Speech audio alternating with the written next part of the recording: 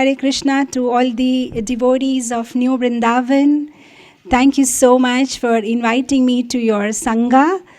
Please accept my humble obeisances. Vancha kalpataru bhayascha kripa sindhubevacha patitanam pavanebhyo Vaishnavebhyo namo namaha. Ananta Koti Vaishnavrinda ki jai. Srila Prabhupada ki jai.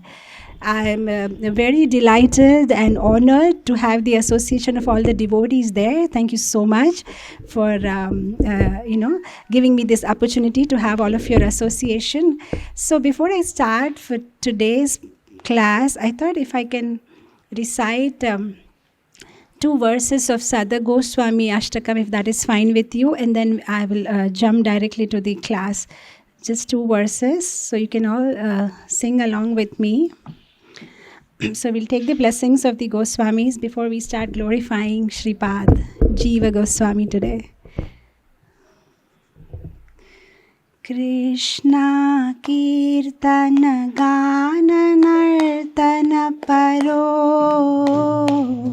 Premamritambo Nidhi Dhira Dhira Jana Priya Priya Karo Nirmasaro Pujito Shri Chaitanya Kripa Bharo Bhuvi Bhuvo Bharavaham Tarako Vande Rupa Sanatana Raghujugo Shri Jiva Gopala Go Nana Shastra Vicharane Kanipuno Sadharma Samstapako Lokanam Hitakarino Tribhuvane Manyo Sharanyakaro Radha Krishna Padaravinda Bhaja Nande Namata Liko Vande Rupa Sanatana Rajugu Go Shri Jiva Gopala Go Vande Rupa Sanatana Raghujugo Shri Jiva Gopala Go. So all glories, all glories, all glories to Srila Rupa Goswami, Sanatan Goswami, Srila Jiva Goswami, Gopal Bhatta Goswami, Raghunath Dasa Goswami and Raghunath Bhatta Goswami and our Guru Parampara Srila Prabhupada ki jai. So today is the very, very auspicious disappearance day. The appearance and the disappearance of the Vaishnavas are both auspicious because while they are here, they teach us with their life and activities, and as they depart, they give us beautiful lessons on how to leave our body and get connected to Lord Shri Krishna. So we all know that the blessings of the Vaishnavas are our only shelter, and their appearance and disappearance days are the days when we can beg for their mercy by glorifying them, by glorifying their life and activities. And that's the only way to go beyond the bodily conception of life, the consciousness of life. And our absorption in their katha is the way to get a swift progress in Krishna consciousness. And we have heard elsewhere in Srila Prabhupada's conversations also, where he said that during the appearance and disappearance days of Jiva Goswami, we should get together and hear about him, glorify his life and activities, and also hear and understand the Sat Sandarbhas, which in such a short time is not possible. But today's our discussion will be largely around a trace of his life and activities, because so much is not known about his life and activities as much as we hear about Rupa Goswami and Sanatan Goswami from the Chaitanya Charitamrita. So Jiva Goswami is very, very special for our parampara because he is a Siddhanta Acharya of our parampara. And Srila Prabhupada had mentioned many times that my mission is to glorify and spread glories of Jiva Goswami around the world, and I request all of you to please cooperate. So Srila Prabhupada said this at several occasions. So today we will try to discuss about Jiva Goswami's life. However, there are not many biographies which we can quote from, but today I'll be largely taking from Narhari Chakravarti's Bhakti Ratnakar and some places of Bhakti Vinod Thakur's Navadvip Dham Mahatmyam and Srila Prabhupada lectures, and of course the classes given by senior Vaishnavas. So I'll take you all back 500 years ago, in the year 1510. Chaitanya Mahaprabhu has just taken sannyas and he's on his way to South India. So he passes through Vishakhapatnam, is one of the places he touches immediately after taking sannyas. And after his 2 years of South Indian yatra, he comes back to Puri. And then he's been insisting devotees that he wants to go to Vrindavan. And that happens to and fro for 2 years. And finally in the year 1514, during the Dasara time, he starts on his journey to Vrindavan. And then he takes a detour. So he goes to Ramkeli, and there he meets Rupa Goswami and Sanatan Goswami. Of course, they were Dabir Khas and Sakar Malik at that time, and Sri Vallabh, their brother. So they meet, and that is the place where first time Jiva Goswami, or I would say first and last time, because after that Jiva Goswami never saw Chaitanya Mahaprabhu. So that is the time when Jiva Goswami had the darshan of Chaitanya Mahaprabhu. Now, of course, there are various opinions about this. Some places I had read that at that time Jiva Goswami was a little boy, 2 or 3 years old, and he was sitting in his mother's lap, and he saw Chaitanya Mahaprabhu talking to his uncles and talking to his father. And elsewhere I had heard that it was in the middle of the night that Rupa and Sanatan and Sri Vallabh, they go and meet Chaitanya Mahaprabhu because of this Muslim ruler. So they were all disguised and they had carried little Jiva with them. And that is how Jiva Goswami saw. And then elsewhere I heard that Jiva Goswami followed them, it seems. And while this conversation was happening between Chaitanya Mahaprabhu, Rupa, Sanatan and Sri Vallabh, Jiva Goswami was a little away and he was watching this happen. So anyway, it's not about the the deeper technicalities, whether he was in the lab or whether he was. But what we understand by this is Jiva Goswami was not more than 3 years old when he saw Chaitanya Mahaprabhu. So if we calculate that way, that Chaitanya Mahaprabhu, after taking sannyas, after 2 years in South India, after 2 years in Puri, that means 1514 something, he met Rupa and Sanatan at Ramkeli. And if he was 3 years old, Jiva, that means we can easily conclude that Jiva Goswami appeared in this world somewhere around 1511. If we just draw a conclusion by all these events that happened around that time.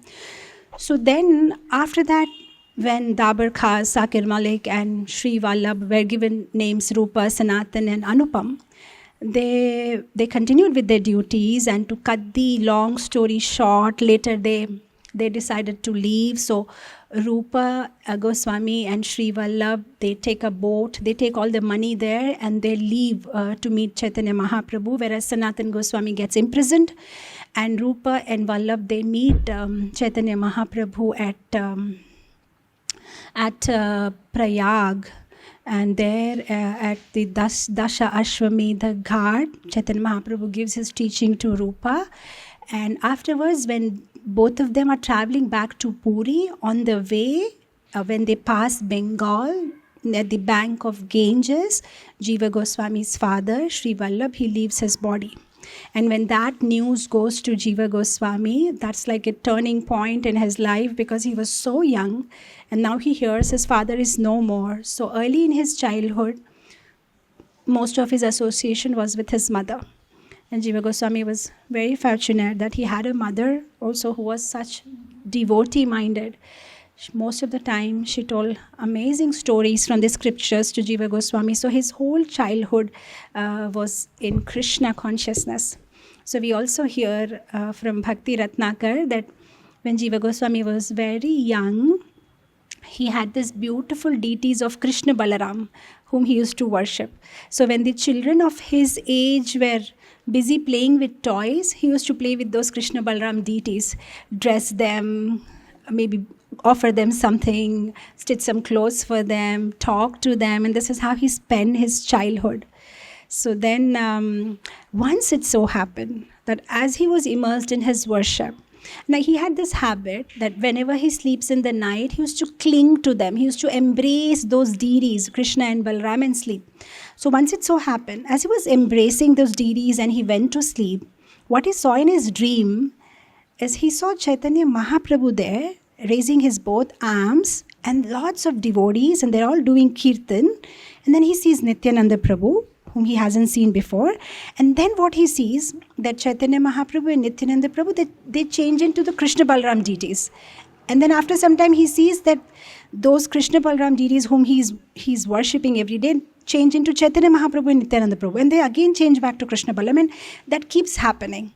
And then he understands, okay, so these Krishna Balaram whom I am worshipping are no different from Shri Shri Gaur Nitai. So he understands Vrajendra Nandana Jai Sachi Sutta Hoilo Sei Balarama Hoilo Nitai Balarama Hoilo Nitai. So he becomes very ecstatic. And now all the more, 24/7, he's immersed in thinking about Chaitanya Mahaprabhu and Nityananda Prabhu, and he's in separation. So then finally, when he was around 19 years of age, he decides that I want to leave and I want to join my uncles in Vrindavan. So then he takes permission from his mother, and then he leaves. They had a family house in Fatehbad. So he goes from Ramkeli to Fatehbad, finishes up his business, and then he goes to Navadvip. And there, Nityananda Prabhu is also there at that time. So he goes to Srivas Angan, Srivas Thakur's house, and then Nityananda Prabhu is right there, and he offers obeisances to Nityananda Prabhu, takes the dust from his lotus feet, and Nityananda Prabhu is so happy in seeing him. And he's very happy because what he had seen in his dream what had happened is he had paid obeisances to Chaitanya Mahaprabhu, and Chaitanya Mahaprabhu in his dream had picked him up and he had told him that you take shelter of Nitai. I hand over you to Nitai. And Nityananda Prabhu had, embraced him and had told him that, look, our shelter is Chaitanya Mahaprabhu. He is our Lord. So both of them were, guiding him so nicely. And now when he actually sees Nityananda Prabhu face to face, he's so happy. Oh, the same personality I've seen in my dream. So he becomes very happy and takes blessings of Nityananda Prabhu. And then Nityananda Prabhu, embraces him. And then he tells him, okay, come, I'll take you around. And and introduce you to all the Vaishnavas here in Navadvip. So he takes Jiva Goswami by his hand, and rest we read in Navadvip Dham Mahatyam by Bhakti Vinod Thakur, how he takes him around the whole Navadvip Mandal Parikrama, and then he takes Jiva Goswami to Yoga Peeth, and Sachi Mata is there, and Chaitanya Mahaprabhu's widow Vishnupriya is there. And Sachi Mata becomes so happy when she sees Jiva Goswami and when she sees Nityananda Prabhu. So then she immediately calls for Ishan, wash Nityananda Prabhu's feet, and immediately Ishan washes the feet and they both come inside. Sachi Mata cooks for Jiva Goswami. Sachi Mata cooks for Jiva Goswami, and she gives him prasad, and he becomes so happy. And Nityananda Prabhu makes sure that he has the blessings of everybody, because he knows that Jiva Goswami is the future of the Gaudiya Sampradaya, and he's going to take it further. So he makes sure he gets blessings of all the Vaishnavas present at that time in Navadvip. And I thought that was such a nice lesson for all of us to imbibe, that if anything needs to be done, any great thing needs to be accomplished, we require the blessings of Vaishnava. And Nityananda Prabhu, by this, he was teaching us that how we should take the blessings of Vaishnava before anything we try to accomplish. So then, after the whole Navadvip Mandal Parikrama, customized and personal Navadvip Mandal Parikrama of Jiva Goswami is done, Jiva Goswami very humbly asked Nityananda Prabhu, so can I go to Puri now and have the darshan of Chaitanya Mahaprabhu? So Nityananda Prabhu says, no. Said, Chaitanya Mahaprabhu has given your family Vrindavan. You go to Vrindavan. And even before going to Vrindavan, you should go to Kasi. And there you should study from Madhusudan Vachaspati. Madhusudan Vachaspati was the prominent disciple of Sarvabhauma Bhattacharya. So he said, you learn from him and then you join your uncles in Vrindavan. You have a task, you have a seva. And I thought that was also such a beautiful point. More than the darshan of the Lord, the darshan of the instruction of Guru is so important. If it was us, maybe we would have requested Nityananda Prabhu, it's okay, I'll do my seva, but can I just see Lord once? I have seen him when I was very young, so I just want to see once Chaitanya Mahaprabhu, but he doesn't say anything. He says, that's okay, that's it, I'm going. And I think for devotees, all of us around the world, this is one very important lesson. I'm reminded about this very beautiful pastime that happened in 1970s when Srila Prabhupada was giving this beautiful classes on Nectar of Devotion in the Radha Damodar temple in the beginning days when the Vrindavan ISKCON temple construction was going on. And Subhag Maharaj was helping with the construction. So he had to buy cements and talk with the contractors, sign the checks. And Srila Prabhupada was giving classes on NOD, and Subhag Maharaj had a desire in his heart that we are in Vrindavan Dham, and how come Srila Prabhupada is not telling us about nice pastimes of Radha and Krishna? Why all this philosophical class? So one day he couldn't give up his urge of hearing about Radha and Krishna's pastimes. Those days where the Vrindavan temple construction was happening, at that place, the devotees were staying there in small huts, and Prabhupada was staying in Radha Damodar temple rooms. So, Subhag Maharaj, one day, in the middle of the night, at 2 o'clock, he goes right there, knocks Prabhupada's door. So, Prabhupada at 2 o'clock, he opens the door and he's like, what brings you here? And Subhag Maharaj says, Prabhupada, I want to hear about Radha and Krishna's pastime. And he was like almost tears because he was desperate. And he said, whole day I'm spending with this construction workers and laborers and purchasing material from Mathura, and I don't know what I'm doing. I just want to hear about Radha and Krishna. And somehow, I don't know, but we can so much relate to it when we are in ISKCON because, before joining as full-time devotee, you have this imagination that, once I get inside ISKCON as a full-time devotee, maybe a whole day what I'm going to do is just read Bhagavatam and chant my rounds and sit in front of the deities, make garlands. But when you actually come inside, it's not like that. There's so many things one has to do. There's so many different sevas that you have to do. So then Prabhupada tells Subhag Maharaj, what was Arjun doing at the battlefield of Kurukshetra? Was Arjun sitting on his chariot in Padmasan? And was he thinking about Radharani and Krishna? Then Subhag Maharaj says, no, he was fighting. He was fighting with his bow and arrows. And Prabhupada said, so he's not a devotee? Is he not thinking about Krishna? So Prabhupada is trying to drive this point home that it's not that thinking about Krishna is you only sit and think about Krishna. You serve Krishna. You work for Krishna. And this is really inspiring for me. For devotees, the 3 levels, the way we get connected to Krishna. One is that you think of Krishna. That is, directly you think of Krishna. You hear Krishna Katha, you read Bhagavatam, you look at the deities, you are thinking of Krishna. And one is you think for Krishna.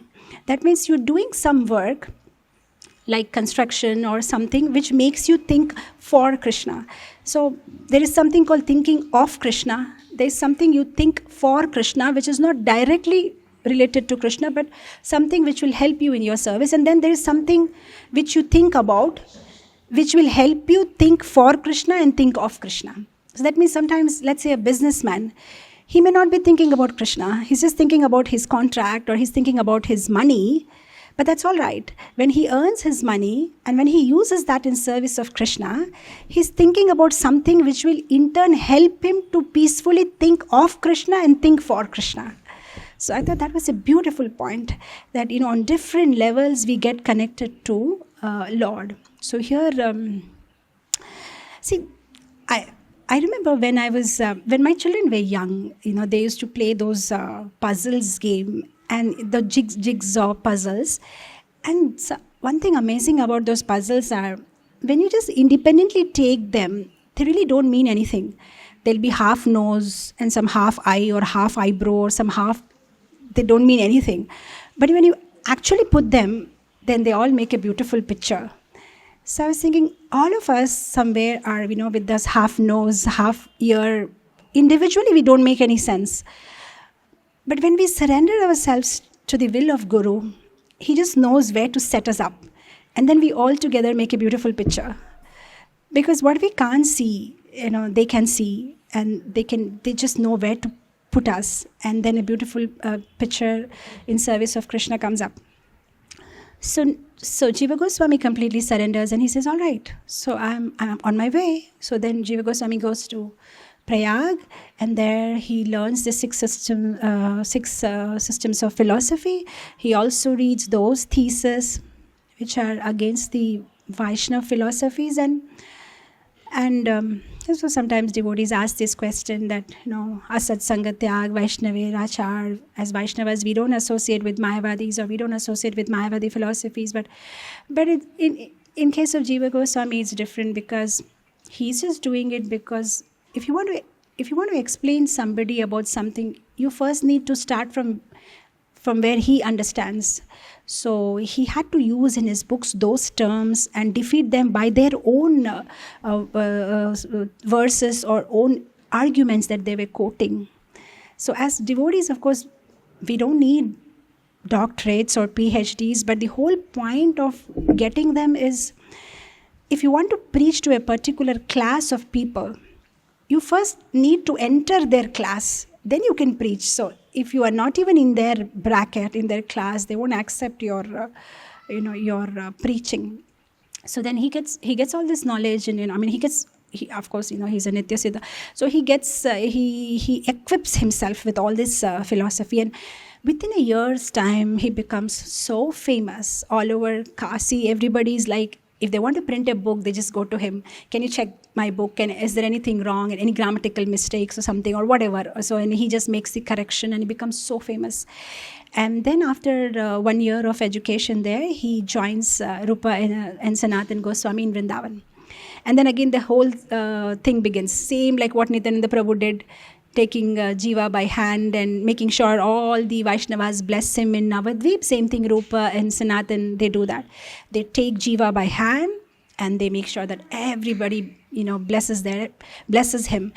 And those days, Vrindavan was a hub of Goswamis. Like Bhugarbha Goswami was there, and Gopal Bhatta Goswami was there, and Raghunath Bhatta Goswami was there, and Raghunath Dasa Goswami was there, and Lokanath and Goswami and Rupa, and so everybody were there. So, Rupa Goswami and Sanatan Goswami, they take Jiva and they make sure that everybody blesses him. And within a short span of time, Jiva Goswami becomes everybody's favorite. One thing is because of his humility, because of his very, very sweet nature. Everybody used to instantly like him. One thing is, of course, because of his connection with Rupa Goswami and Sanatan Goswami. He was nephew, so they had that attachment towards him. The other Goswamis felt very happy to connect to Jiva because he's connected to such elevated Goswamis. And one thing is, he was so enthusiastic in his bhajan, very enthusiastic. And then he was very learned. And he was very young, so very spirited, and he could help everybody around. And he was very expert in serving the Vaishnavas. So all these qualities made him instantly everybody's favorite in Vraja. So everybody's just Jiva, Jiva, Jiva. He's like center of everybody's talking about, everybody's taking help from him. So then Jiva Goswami approaches Sanatan Goswami for Diksha. Sanatan Goswami says, no, you should take it from Rupa. So he asks Rupa Goswami to initiate him. And then Rupa Goswami says, well, I have to train him. So now we'll wonder, we have this ISKCON disciple course and this course. And so what course Rupa Goswami had, because Jiva Goswami was already a big scholar. So then he says, no, I'll train him for some time and then I'll give him Diksha. So then Rupa Goswami, what kind of training he gives him? He asks him to do menial services. So now we can imagine he's a scholar, and here is Jiva Goswami is cutting, cooking, cleaning, and then he's doing all the menial sevas, cleaning the ashram, going for madhukari. And then he did the very laborious work of making those palm leaves in which Rupa Goswami will write his literature, write his books. So he used to make, you have to dry them and you have to make the ink for writing. So he did all that menial job. And Rupa Goswami was very happy with his service. And for years together he did that. Because when he came to Vrindavan, maybe he was 20. And he lived in Vrindavan for 65 years. And when he left body, he was maybe 85 years old or something. So for a long time, he did service to Rupa Goswami. So while doing all this menial seva, he also did proofreading. So whatever books the Goswamis were writing, they were asking him to help with the proofreading and, the corrections if there are any spelling mistakes. So Bhakti Rasamrita Sindhu was being written by Rupa Goswami at that time. So he asked Jiva Goswami to do the proofreading of the manuscripts. And later on, of course, Jiva Goswami did write a commentary, Durgama Sangamini, on Bhakti Rasamrita Sindhu, and Sanatan Goswami's commentary on the 10th canto, Vaishnava Toshini. That was also again edited by Jiva Goswami. And then later he wrote a Laghu Toshini commentary on Sanatan Goswami's 10th canto commentary. So like that, he wrote many commentaries. So while all this is happening, a very, very beautiful pastime took place, and which is one of my very favorite pastimes connected to Jiva Goswami. O.B.L. Kapoor, Sripad Adikesha Prabhu, in his book, he mentions this pastime narrated, a disciple of Bhakti Siddhanta Saraswati Thakur.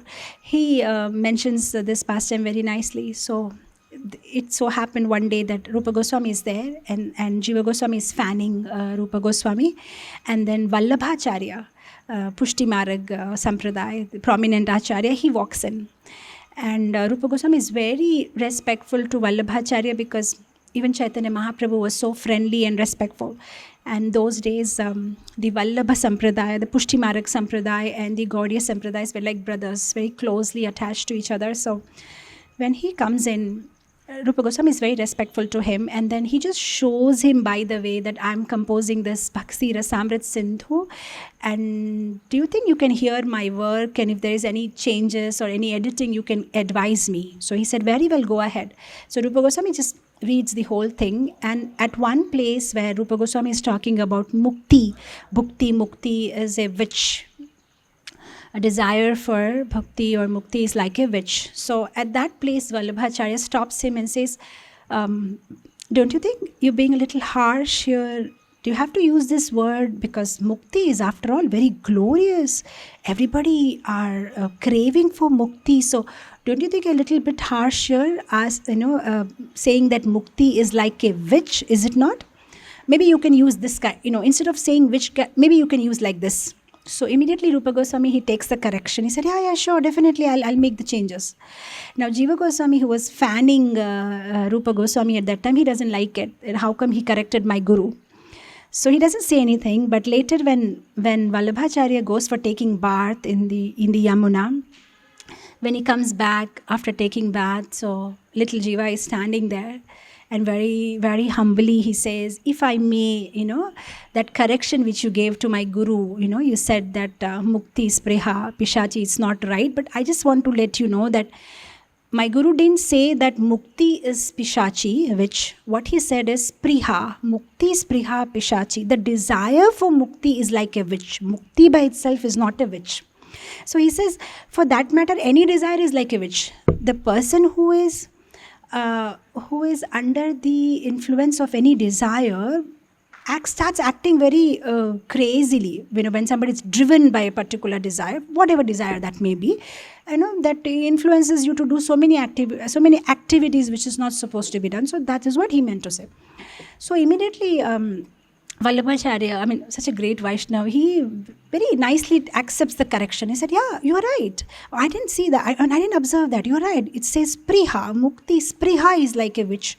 So he goes back immediately to Rupa Goswami. He says, you can leave it. Don't need to correct. It's nice. You can leave it as it is. And by the way, your disciple is amazing. Oh, so Rupa Goswami is surprised. He said, no, I'm talking about Jiva. Amazing. He told me this. He just told me, and otherwise I would have made a mistake by asking you to correct. And then Vallabhacharya leaves. And the moment Vallabhacharya leaves, Rupa Goswami gets very upset. He gets very upset with Jiva Goswami, and he says, what audacity. Why did you correct Vallabhacharya? You know what, how respectable he is. Is this Vaishnava etiquette? So looks like you're getting a lot of pride, and those who have pride, Vrindavan is not the place. So you better get out from Vrindavan. This is not the place for you. So this is not the first time. Actually, even before this incident, there was another incident happened with Rupa Narayan. Rupa Narayan was a Digvijay Pandit, and he was going all around and defeating people in arguments. So when he came to argue with Rupa Goswami was busy writing his scriptures. So he said, I'm not capable of arguing with you. So he says, I don't fake humility. If you think you're not capable, put it in words. Here is my Vijay Patra. Sign. I'm not capable of arguing. Sign it. So Rupa Goswami said, wonderful, I'll do it. Please give me. And he signs. So he just shows it around to everybody in Vrindavan, So they say, oh, that's all right. But Sanatan Goswami is more, he's elder brother of Rupa and guru of Rupa. So you have not defeated him. So he immediately runs to Sanatan Goswami. And same thing, Sanatan Goswami says, look, I'm not so capable to, fight with you. So he said, no. Don't fake humility. Sign. So he signs.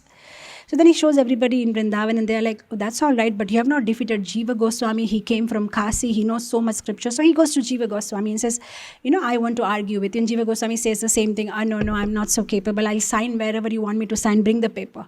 So the moment he brings the Vijaya Patra, then he sees, oh my God, my guru's name is there, Rupa Goswami and Sanatan Goswami. And that's where he gets upset. He says, this is like defaming my guru, he's going to show around to people, how dare. So he says, I'm not going to sign.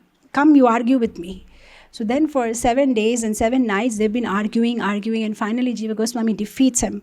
And then he becomes so happy. He just wants to come and inform his guru, that fellow was defaming you, and look, I defeated him. And Rupa Goswami becomes so upset. He said, you wasted 7 days in arguing with that Digvijay Pandit. How could you waste 7 days? And then, and so he said, no, but he had your name. So I just wanted to, and then, it was something like, sometimes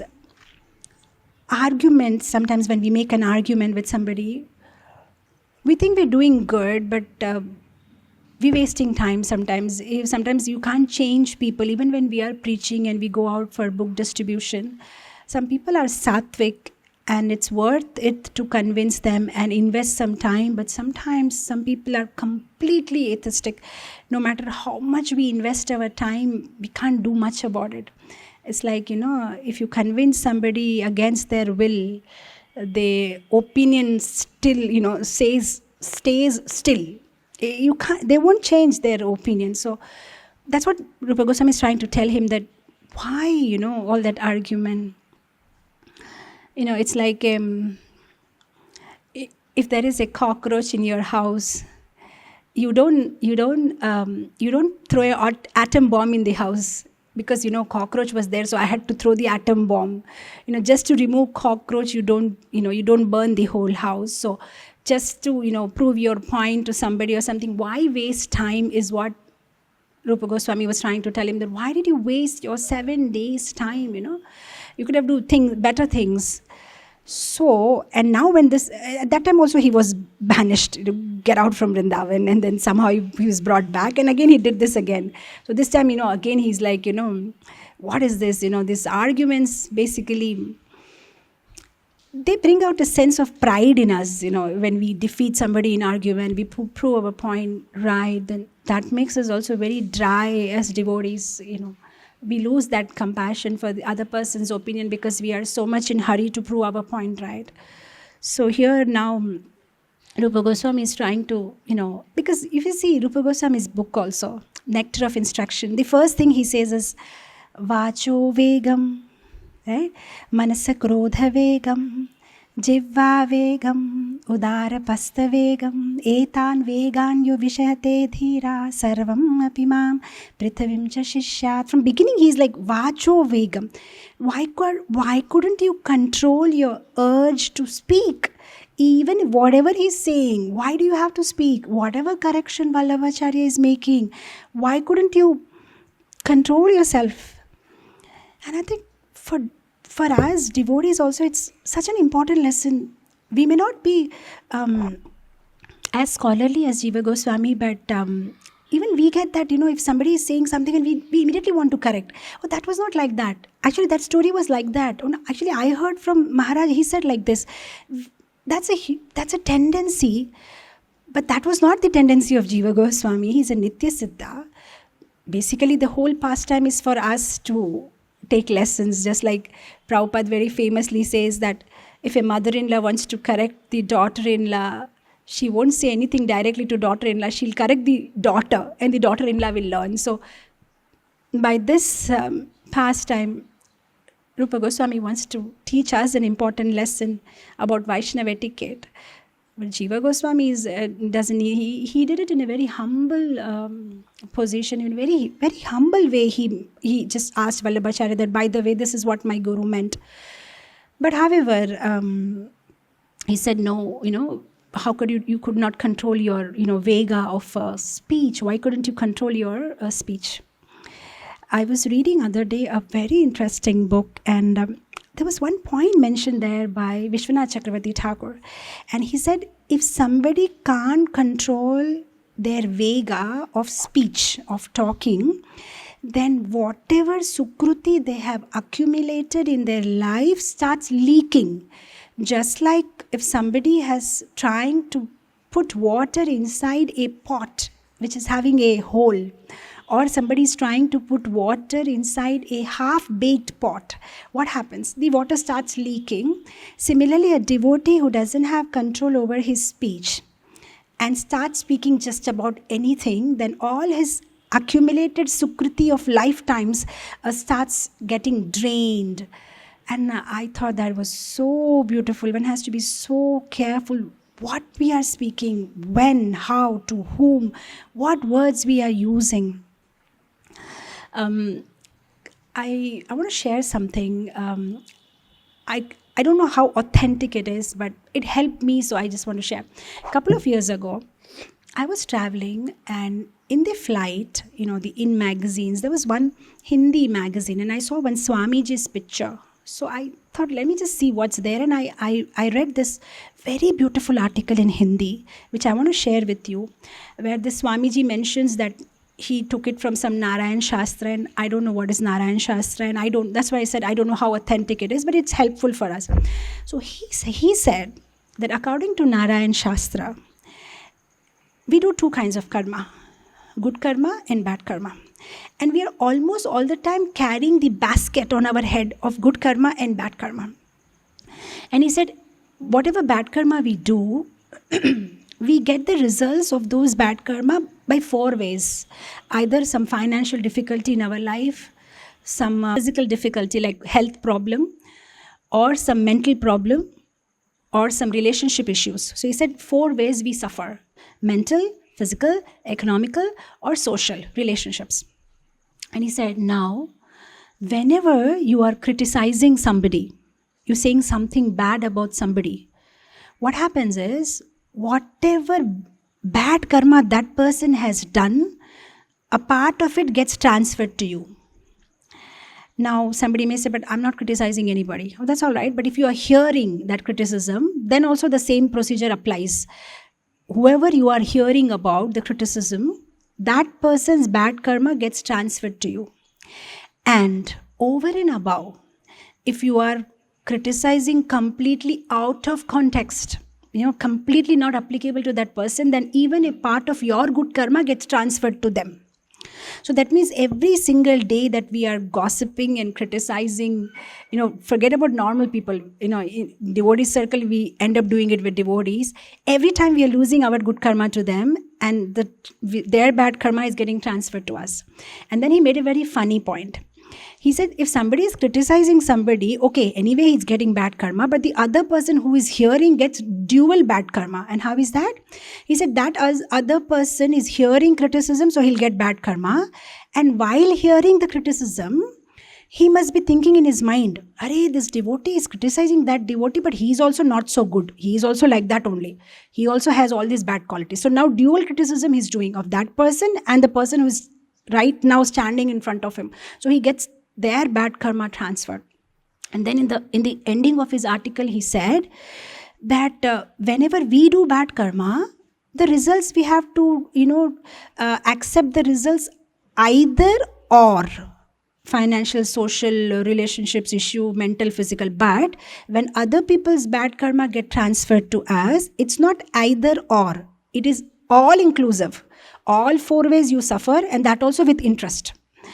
And I thought, my God, that was quite interesting. So I don't know the authorized source of this Narayan Shastra, what the Swamiji was talking about. But when I shared this with our devotees here in VIZAG, they were very happy. They said, Mataji, this is something, now anytime we hear anybody criticizing or we initiate anything, at least we'll be worried, I don't want to take anybody's bad karma. We work so hard to accumulate some good karma, and I don't want to share my good karma with anybody. So, I think somewhere it must be true, because we see Vishwanath Chakra Thakur also saying that, you lose your sukruti when you are criticizing. So, some kind of a connection is there. You definitely lose some good karma when you are criticizing, and you definitely end up getting somebody else's bad karma. And it seems so logical. Sometimes you see somebody is doing all bad, but you see there's not, like people ask this question, why bad things happen to good people and good things happen to bad people. So I was just wondering that good things happen to bad people because everybody is going on criticizing that bad person. So I guess all his bad karmas are getting distributed among people. This is one way of thinking, just to caution ourselves that speak less, and whatever we speak is productive, and we just don't unnecessary talk. And of course, that's why Prabhupada has given us this, talk. If you want to talk about Krishna and hear about Krishna. Okay, so coming back to our story here. So then he just, Jiva Goswami is banished. So he's somewhere outskirts, in Mathura. Somebody said Nanda Ghat, somebody said somewhere. Anyway, there are many opinions about it. And it so happened that the villagers saw him, he was staying in some crocodile hole, and he was just taking once in a 3 days food, just mixing some dry flour with Yamuna water, and that's all. And I heard one very interesting thing.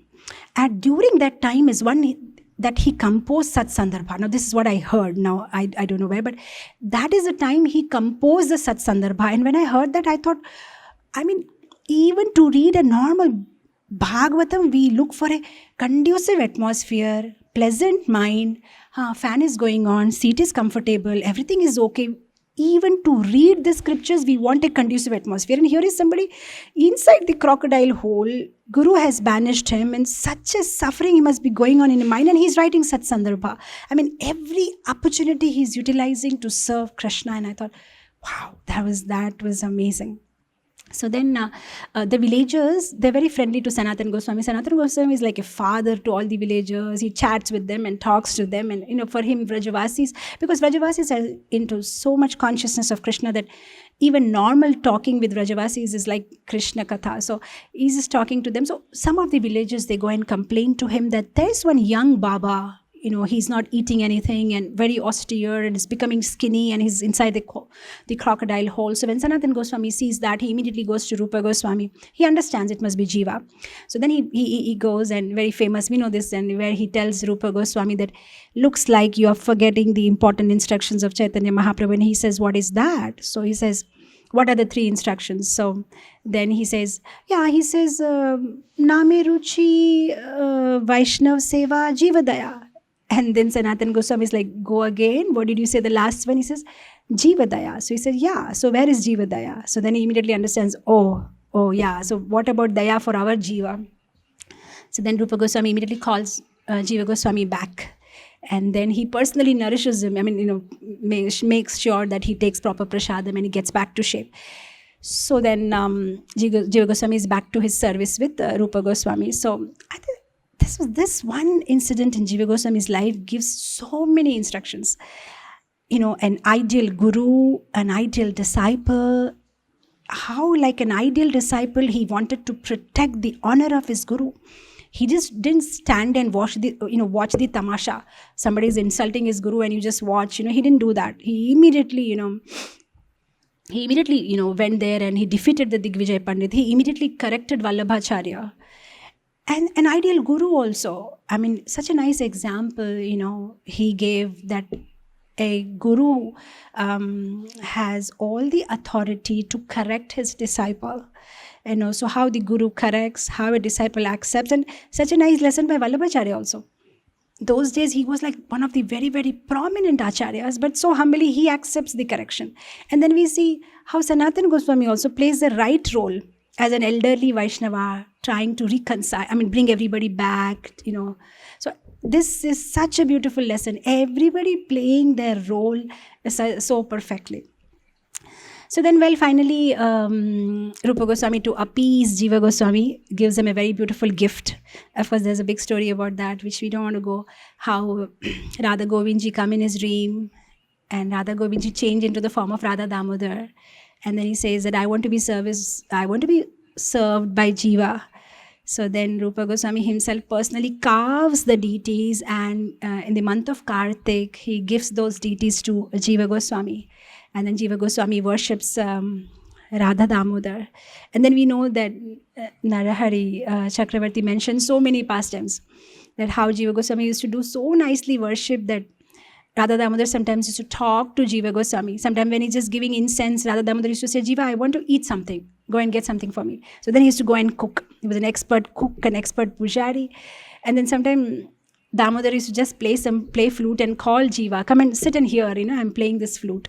So he had such amazing relation with the deities.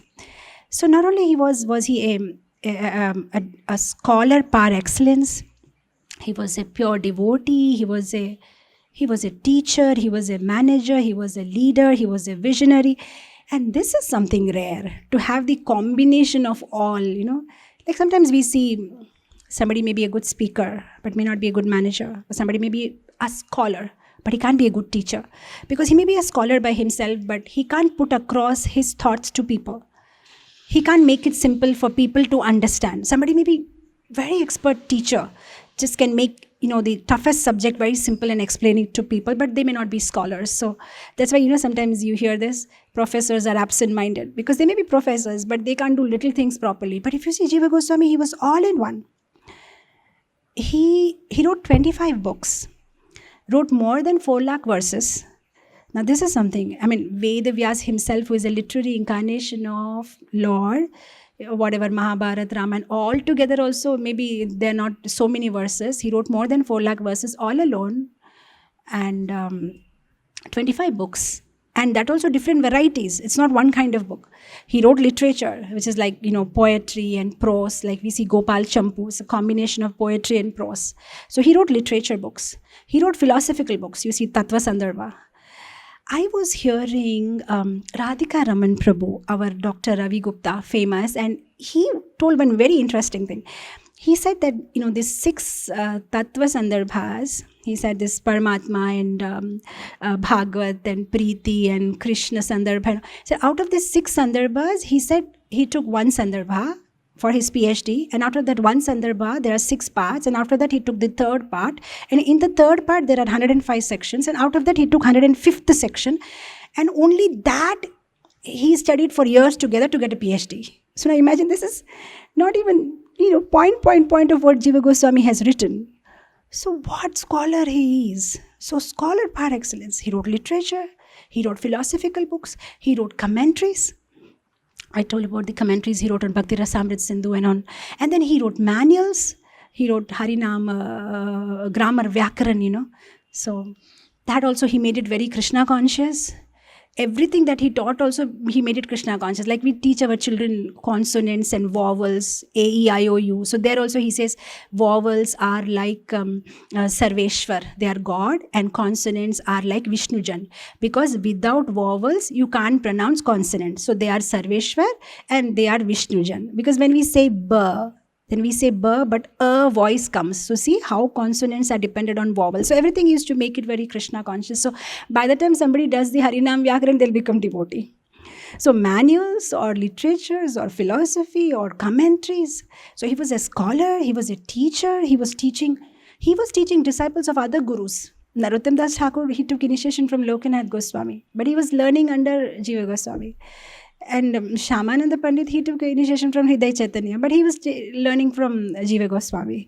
And when Srinivas Acharya, he also took initiation from Gopal Bhatta Goswami, but he was learning under Jiva Goswami. So he was a good teacher and he was a good visionary also. So I was reading somewhere that he made a will of what will happen to the temples, what will happen to the books, what will go where. He had such vision. And even he made sure the Radha Govinda temple got registered, so that later on, nobody destroys that temple.